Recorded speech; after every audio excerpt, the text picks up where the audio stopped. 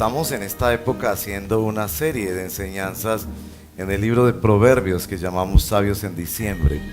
La razón para esto es que hemos descubierto que diciembre es el mes donde hay más tensión y más tentación. Hoy, por nuestro aniversario, vamos a hacer una especie de pare en esa serie.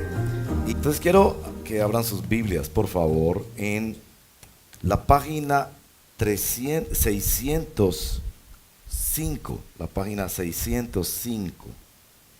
Y hoy estamos estrenando Biblias, que ha sido un regalo que el Señor nos ha dado. Me han pedido los que nos ayudan en la administración que muy claramente diga que estas deben siempre permanecer acá y son prestadas. Y como verán, hemos comprado de pasta dura porque es para poderla usar cuando estamos juntos en la congregación. Página 605, me refiero a Proverbios capítulo 16, los versos 1 al 9. Y si me ayudan los hermanos allá que controlan los audiovisuales, pasar en la Nueva Versión Internacional estos textos para quienes no alcancen a tomar alguna Biblia o no la tienen en su dispositivo o no la tienen física. Dice así la palabra del Señor, Proverbios capítulo 16, página 605, verso 1. El hombre propone y Dios dispone. A cada uno le parece correcto su proceder, pero el Señor juzga los motivos. Pon en manos del Señor todas tus obras y tus proyectos se cumplirán. Toda obra del Señor tiene un propósito. Hasta el malvado fue hecho para el día del desastre. El Señor aborrece a los arrogantes. Una cosa es segura, no quedarán impunes. Con amor y verdad se perdona el pecado y con temor del Señor se evita el mal. Cuando el Señor aprueba la conducta de un hombre, hasta con sus enemigos lo reconcilia. Más vale tener poco con justicia que ganar mucho con injusticia. El corazón del hombre traza su rumbo, pero sus pasos los dirige el Señor. Esta es la palabra del Señor. Oremos. Señor, te damos muchas gracias por ayudarnos a sentir en nuestros corazones la verdad, cuando es bellamente cantada, cuando nos impulsas a pensar en iglesia, en familia, en mundo, en nueva creación, en nuestra responsabilidad hacia el hermano, en no ser parte de gobiernos corruptos, ni de acciones violentas, ni de mentira. Gracias por este día en que nos tocas muchas fibras de nuestra historia. Estamos aquí como iglesia para agradecerte hoy especialmente por 30 años de historia del Redil, la primera comunidad cristiana del Redil hace 30 años, el 27 de noviembre de 1988. Y no sabíamos los que estábamos ahí, inexpertos, jóvenes, sin saber qué iba a pasar con nuestras vidas, muchos apenas empezando a formar hogar y familia. Y tú nos has traído hasta aquí. Tú has sido bueno con nosotros. Tú has sido inmensamente misericordioso. Te damos gracias, Padre, en el nombre de Jesús nuestro Señor. Amén. Yo no sé si ustedes todavía tienen en sus casas álbumes. ¿Tienen álbumes? Se dice álbumes, no álbumes. Álbumes. Y cuando yo era niño, en mi casa ponían el álbum en la mesa de centro de la sala. Y en diciembre en particular, cuando venían las familias y nos reuníamos, se abría el álbum para ver pues algunas fotos que se habían añadido ese año, por supuesto, pero también para recordar los años pasados. Yo no sé si en su casa todavía usted tiene un álbum en el centro de la mesa. Yo sé que en los dispositivos electrónicos tenemos álbumes y los usamos también. Pero ese que se tocaba y que se abría y que las hojas se ponían amarillas y las fotografías también. Y entonces ahí nos reíamos de las ropas que usaban las tías hace 30 años. Y bueno, y se tomaban pocas fotos y por eso las veíamos más. Hoy en día en nuestros dispositivos tenemos miles de fotos que nunca vemos. En esa época eran pocas porque era costoso. Algunas veces guardábamos los rollos en la nevera, ¿se acuerdan? Los rollos se guardaban en la nevera porque había la creencia de que ahí en la oscuridad de la nevera el rollo se protegía. Y muchas veces uno tomaba el rollo, para los jóvenes el rollo era una especie de carruselito donde estaban metidos adentro, protegidos los negativos que pasaban por aquellas máquinas de fotografía que ustedes, que sean jóvenes, no tienen la menor idea. Si usted puede explicar eso, es que tiene más de 40 años. Y ahí se guardaban y se mandaban a revelar. Había una cosa en esa época que se llamaba mandar a revelar. Y uno mandaba el rollo a revelar. Bueno, hoy es un día en que nosotros como que abrimos nuestro álbum y miramos muchas fotos. Quiero comentar algo de este texto bíblico en la brevedad del tiempo, pero quiero decir dos cosas sobre la historia. La palabra de Dios nos ordena contar nuestra historia. Hay familias que no quieren contar la historia porque hay cosas muy tristes en su historia. Hay países que no quieren contar su historia. Pero la palabra de Dios nos dice que no olvidemos ninguno de los beneficios del Señor. Y es muy importante esa línea del Salmo 103, porque cuando nos dice que no olvidemos ninguno de los beneficios del Señor, es que en toda nuestra historia estamos obligados a mirar con lupa para tratar de encontrar qué hubo de beneficio en eso. Es decir, que Dios es soberano sobre todas las cosas y Él asegura para su pueblo que todas las cosas ayudarán a bien. Y que aún las cosas tan tristes que no podemos explicar con nuestra mente y mucho menos con nuestras emociones, Dios dice, busca para que veas la bondad de Dios en cada cosa de tu vida. Entonces se nos obliga a contar la historia. Pero por otro lado debemos decir sobre la historia que ninguno de nosotros puede contar la historia bien. Como dijo nuestro Nobel, nadie cuenta las cosas como pasaron, sino como las recuerda. Y nuestra memoria es imperfecta y es selectiva. Y uno generalmente solo recuerda las cosas que le convienen. ¿Han notado que cuando uno está muy bien con una persona, solo recuerda las cosas buenas con esa persona? Y de repente si hay un quiebre en esa relación, misteriosamente uno logra recordar la camándola de todas las cosas terribles que esa persona le hizo a uno. Nuestra memoria es pecaminosamente selectiva. Entonces la Biblia nos ordena contar nuestra historia, pero también nos recuerda que somos muy imperfectos y que nuestro corazón es corrompido de tal manera que vamos a recordar las cosas como nos convienen, como cuando peleábamos con los hermanitos en la casa. Hoy nosotros contamos un poquito de nuestra historia, es en el curso de membresía. A propósito, les animo a todos ustedes que ya han dado el paso del bautismo a unirse a la membresía de la iglesia. En el curso de membresía contamos muchos más detalles y respondemos preguntas, pero debemos decir tres cosas sobre esta iglesia. La primera, esta iglesia ha conocido la misericordia de Dios. Dios ha sido bueno con esta iglesia. Mi esposa y yo hemos participado en la historia de esta iglesia los primeros 9 años de esta iglesia, que fue de donde nacieron todos los demás rediles, que son un número de iglesias en esta ciudad. Pero también hemos participado en los últimos 5 años y por la gracia de Dios participaremos en muchos años más mientras Dios nos tenga aquí. Es una iglesia que ha visto la misericordia de Dios. En segundo lugar, nosotros somos una iglesia que ha cometido errores. Hemos tomado malas decisiones. Muchas veces nos hemos peleado y nos hemos ofendido. Eso que en una iglesia bautista llaman asamblea de miembros, suena muy elegante cuando usted escucha, ¡ay, qué bueno! Que los miembros se reúnen y toman las decisiones juntos y no es el pastor el dueño de la iglesia. Eso es lindo, pero eso también tiene su lado difícil. Hemos peleado por el color de una pared. Y nos hemos dejado de hablar porque a este no le pusieron en la alabanza y al otro le pusieron en los niños. O por una palabra suelta que se dijo en un momento acalorado donde se estaba discutiendo un presupuesto. Esta no es una iglesia para nada perfecta. Está hecha por hombres y mujeres alcanzados por la gracia de Dios, que hemos cometido errores en nuestras vidas personales y también como iglesia. Y lo tercero que quiero decir es, esta iglesia ha conocido algo que Dios quiere que conozca cada ciudad del mundo donde hay iglesias evangélicas.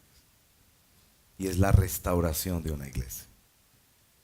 Los que estuvieron aquí, que llevan más que 5 años, saben que esta iglesia puede decir, Dios nos restauró. Restauró nuestro amor, nuestra comunión, nuestra visión de ministerio, nuestra pasión por servirle. Después de que muchos ya solo pensábamos en irnos y no volvernos a ver. Y eso Dios quiere hacerlo en muchas iglesias. Yo sé que hay mucha pasión en nuestro corazón para empezar nuevas iglesias. Hace 2 años empezamos Itagüí, el año entrante empezamos Copacabana, pero Dios tiene un corazón también para iglesias que están pequeñas como esta iglesia estaba, porque estaban con muchas dificultades entre los hermanos, en decidir, en no ofenderse, en pensar el futuro juntos, en creer que Dios les podría usar. Y esta iglesia conoce la restauración de Dios. Ahora, yo quiero comentar unas cositas sobre Proverbios, porque como estamos en la serie de sabios en diciembre, no quiero dejar de mencionar Proverbios. Bien, el primer verso. El hombre propone y Dios dispone. Algunos autores creen que este verso fue hecho contra otro refrán. ¿Ustedes saben cuál es el refrán? El hombre propone y la mujer dispone. Un refrán perverso. Porque hay refranes, con todo y que yo amo los refranes, hay refranes que hay que darles de baja. Eso de que el hombre propone y la mujer dispone, le pone la responsabilidad a la mujer. El hombre puede proponer cualquier estupidez. Y entonces finalmente es la mujer la que toma la decisión y la que lleva la responsabilidad. Y algunos creen que ese refrán es tan antiguo como la humanidad. La mujer, por ser más responsable, por ser más disciplinada en la mayoría de los casos, entonces el hombre le propone cualquier cosa y si ella cae, problema de ella porque cayó. Y en este refrán se corrige algo muy muy importante en nuestra cosmovisión. Y es podemos hacer todos los planes que queramos, pero Dios. Realmente el texto original dice así, pero Dios. Dios es absolutamente soberano con cada detalle de nuestras vidas. Y si Él dice no, es por tu bien. Y si dice sí, es por tu bien. Y si dice espera, es por tu bien. Está bien que tú propongas. Y en la siguiente exposición voy a hablarles más de eso, de por qué es tan importante en el libro de Proverbios planear bien. Tener planes bien pensados y todo eso, pero siempre recordar que es Dios soberano. Verso número 2, a cada uno le parece correcto su proceder, pero el Señor juzga los motivos. Que lo que a Dios más le interesa en lo que nosotros hacemos es el corazón con que lo hacemos. Entonces sí hay que hacer cosas, hay que fundar empresa, hay que salir adelante, hay que estudiar, hay que mejorar nuestras relaciones, hay que trabajar por nuestra familia, pero ¿con qué corazón? En el libro de Proverbios el corazón es la pieza más importante y que más quiere conquistar la palabra de Dios. Dame, hijo mío, tu corazón, en el capítulo 23. Verso 3. Pon en manos del Señor todas tus obras y tus proyectos se cumplirán. Algunos leen este verso y lo leen de una manera absoluta o absolutista y yo creo que tienen razón. Porque cuando uno camina con Dios, uno tiene que creer que de ninguna otra manera le irá mejor que caminando con Dios. Y para terminar este año y para pensar aún como iglesia, nuestro futuro como iglesia, hemos de pensar que todas nuestras obras y nuestros proyectos han de ser puestos en las manos del Señor. Ahora ese dato de las manos del Señor es muy importante y camina mucho el libro de Proverbios. Y es, ¿qué significa poner en las manos del Señor? Porque a veces pensamos que sencillamente es desencartarnos con Dios. Y esta expresión de poner en las manos del Señor, escúcheme bien por favor, es dejar que Dios dirija. No es solamente que Dios arregle, como si Él fuera el reparador en el taller de mecánica o en el taller donde llevamos un electrodoméstico para arreglar. Sí, Él lo recibe en las manos, pero no solo para resolverlo, sino también para guiarlo. verso 4. Toda obra del Señor tiene un propósito, hasta el malvado fue hecho para el día del desastre. ¿Cómo es la soberanía de Dios? Que aún las personas malas que se cruzan en nuestro camino, Dios tiene propósitos con ellos. ¿Cómo es la soberanía de Dios que Él no renuncia a sus propósitos? Me encanta ver la soberanía de Dios en el pequeño libro bíblico del profeta Jonás. Si usted no ha leído ese libro, léalo por favor. Este es un nombre de Dios que Dios le dice, vaya en esa dirección, y el profeta va en otra dirección. Y Dios no le manda un rayo, él se monta en el barco y va en otra dirección.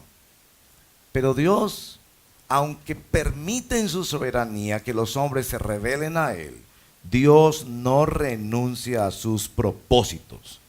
Y muy clara la historia de Jonás, ustedes saben, le manda el Uber acuático que lo lleva a donde tiene que ir. Y una cosa hermosa que me encanta de la soberanía de Dios en Jonás es que fue mayor la gloria de Dios cuando el hombre se rebeló. Si Jonás, Dios le hubiera dicho, ve en esa dirección, y él hubiera ido en esa dirección, no tendríamos la famosa y hermosa narración de un Dios soberano que usa hasta la rebeldía del hombre para mostrar su gloria. Y lo más hermoso de Jonás es que Dios trató con su corazón. Si él hubiera obedecido en esa manera, no hubiéramos sabido que en el fondo Jonás tenía una bronca de toda la vida contra los ninivitas. Cuando Dios le dijo, sírveles, háblales, ese es el peor vecino que tienes, ese es el peor compañero de trabajo que tienes, es el peor familiar que tienes. Y Dios le dijo, háblale del evangelio.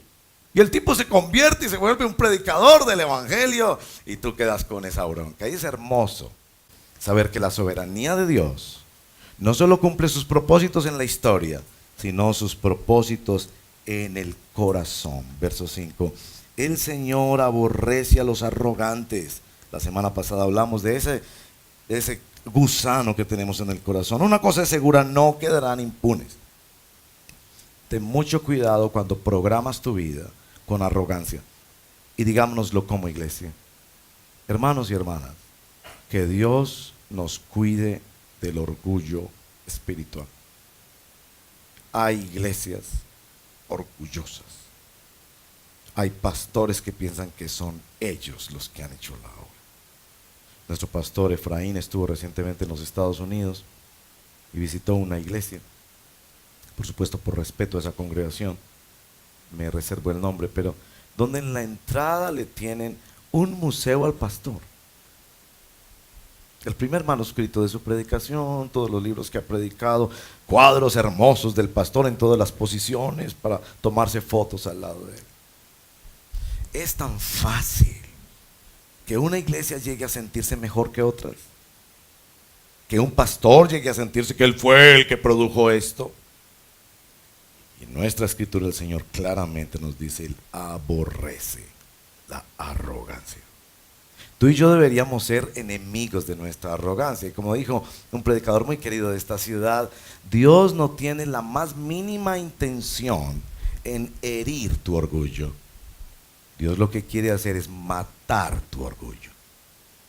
Verso 6, con amor y verdad se perdona el pecado y con temor del Señor se evita el mal.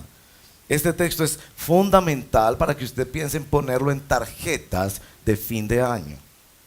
No ponga esas frases que no dicen nada, que han salido de por allí o de por allá. Ponga frases bíblicas en sus tarjetas de Navidad. Esta es maravillosa. Terminamos este año sabiendo que necesitamos amor y verdad de Dios. Amor mediante el Señor Jesucristo. Verdad mediante la palabra del Señor Jesucristo para ser perdonados por un año donde no hemos sido fieles. Si comparamos nuestra fidelidad con la fidelidad de Dios, evidentemente vamos a decir, Señor, perdónanos. Tú has sido fiel con nosotros, nos has cuidado, aún en medio de nuestras rebeldías, recelos, hipocresías, mentiras. Dios ha sido bueno con nosotros. Por eso me encanta en los tiempos de horas de ofrenda cantar, tu fidelidad es grande. Y es ese temor de Dios el que nos permite planear de manera que evitemos el mal y aprendamos de las lecciones que el Señor en su disciplina nos entrega. Verso 7. Cuando el Señor aprueba la conducta de un hombre, hasta con sus enemigos los reconcilia. Qué promesa del Señor. Hay gente que te trata como enemigo. ¿Tienes enemigos? Hay gente que nos trata como enemigos. Y el Señor dice, vive bajo el temor de Dios. Dios se va a encargar. Dios se va a encargar. Y puedo contarles historias de hermanos que Dios ha hecho esta obra maravillosa, de que mientras ellos caminan bajo la sombra del temor de Dios, Dios ha arreglado las cosas allá en la familia, en el trabajo, ha sacado a luz la verdad. Dios es bueno y cuida a sus hijos. Y si tú estás pasando por tiempo en que estás siendo tratado como un enemigo, por compañeros de trabajo, por personas en tu familia o en tu vecindario, escucha esto, por favor. Cuando el Señor aprueba tu conducta, aún a tus enemigos los reconcilia contigo. Porque somos agentes de reconciliación, no de venganza. Verso 8. Más vale tener poco con justicia que ganar mucho con injusticia. El tamaño de una iglesia, el presupuesto de una iglesia, el tamaño de tu casa, tu presupuesto familiar, las cosas que tú haces. La religión muchas veces se usa como instrumento de manipulación. No queremos eso. Si Dios nos deja con la iglesia del tamaño que somos, pero una iglesia fiel al Señor. Si Dios me deja con los mismos trapitos y casita y cositas que tengo, que me deje así, pero siendo fiel al Señor. En justicia, en dignidad, en honra del Señor. Verso 9, el corazón del hombre traza su rumbo, pero sus pasos los dirige el Señor. En otros textos de Proverbios, les quiero mostrar, y eso quedará grabado en nuestro canal, que hay una enorme cantidad de promesas de que Dios dirigirá nuestra vida, aún a pesar de nuestras malas decisiones. Y este es el proverbio con el que quiero terminar. No es bíblico, pero es cierto. Dios escribe recto sobre líneas torcidas. Y las líneas torcidas somos nosotros. Hay un futuro de decisiones, de acciones que debemos emprender como familia y como familia espiritual, como personas, como iglesia. Hemos de escribir la historia del Señor para esta ciudad, confiados que por el poder del Espíritu Santo nos va a dirigir. Y para algunos de ustedes que yo sé que luchan con esto de creer que es posible, pueblo de Dios, que adore y que honre al Señor, esta utopía del reino de Dios a la que se ha renunciado mucho en estos tiempos. La gente quiere estar en una masa donde le dan experiencias religiosas, no ser comunidad, donde nos amamos, nos disciplinamos, nos reprendemos, nos ayudamos, nos cuidamos y reflejamos a este mundo que somos el cuerpo, el rostro de Jesucristo, las manos de Jesucristo, los pies de Jesucristo, como se cantaba esta mañana. Es posible seguir caminando, siendo líneas torcidas, pero viendo a nuestro Dios escribiendo recto su historia y trayendo gloria a su nombre en esta ciudad.